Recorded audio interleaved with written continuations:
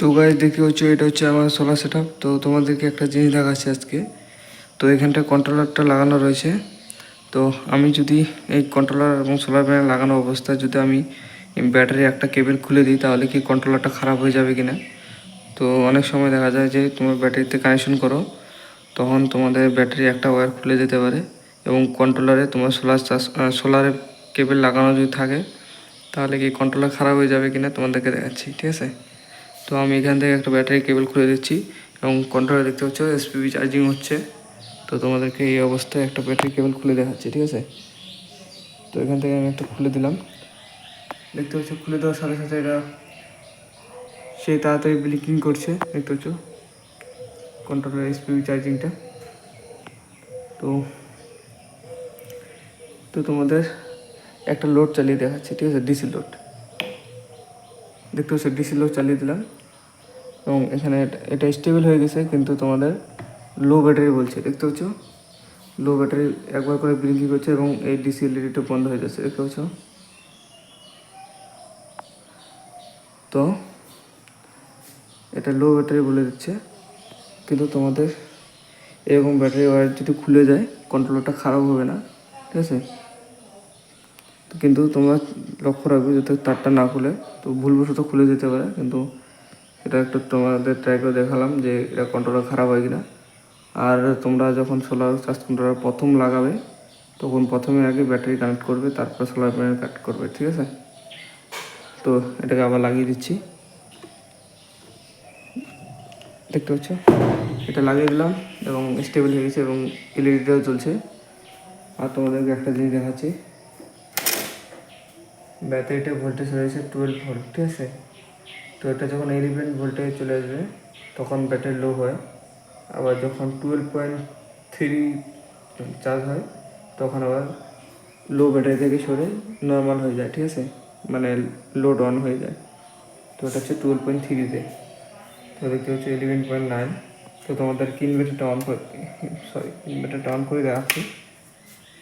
ইনভার্টারটা on করে দিলাম এবং এখান থেকে আমি আর একটা ডিসি এলইডি জ্বালিয়ে দিচ্ছি, দেখতে পাচ্ছ।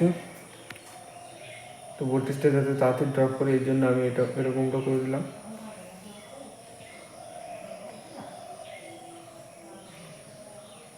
দেখতে পাচ্ছ 11 ভোল্টের নিচে নেমে যাওয়ার সাথে সাথে এই এলইডিটা বন্ধ হয়ে গেছে এবং ব্যাটারি লো বলতেছে, দেখতে পাচ্ছ মানে ব্যাটারিটা লো বলতেছে।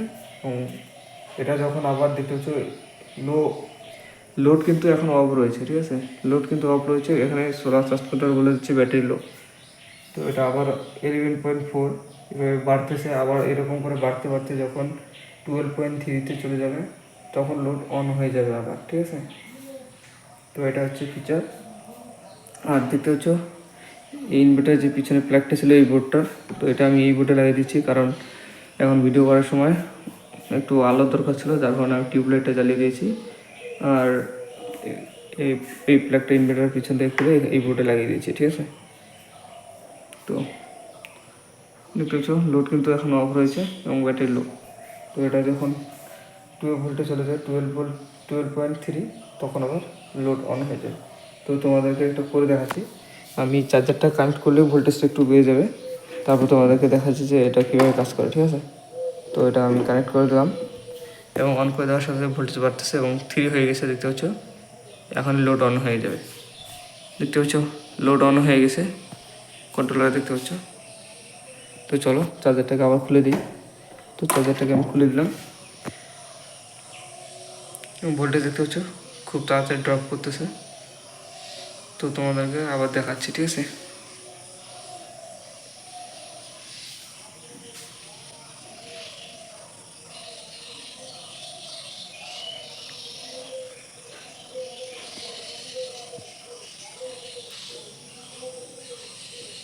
দেখতেছো লোড অফ হয়ে গেছে,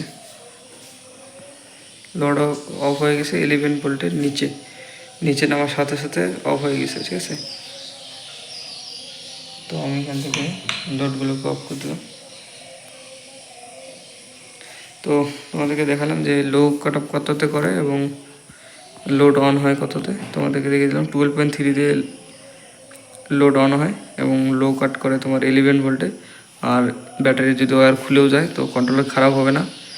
কিন্তু তোমরা যখন প্রথম সোলার চার্জ কন্ট্রোলার লাগাবে তখন প্রথমে ব্যাটারি ওয়্যার কানেক্ট করবে, তারপরে সোলার প্যানেল কানেক্ট করবে, ঠিক আছে? তো ভিডিওটা আজকে এই পর্যন্তই, দেখা হচ্ছে নেক্সট ভিডিওতে। ও 9 তারিখে আমাদের ব্যাটারিটা যেটা অর্ডার করেছি সেই ব্যাটারিটা আসতে চলেছে 9 তারিখ। তো সেটা ভিডিও জলদি জলদি আসবে, তো তোমাদেরকে দেখাবো, ঠিক আছে? তো ভিডিওটা আজকে এই পর্যন্তই, টাটা।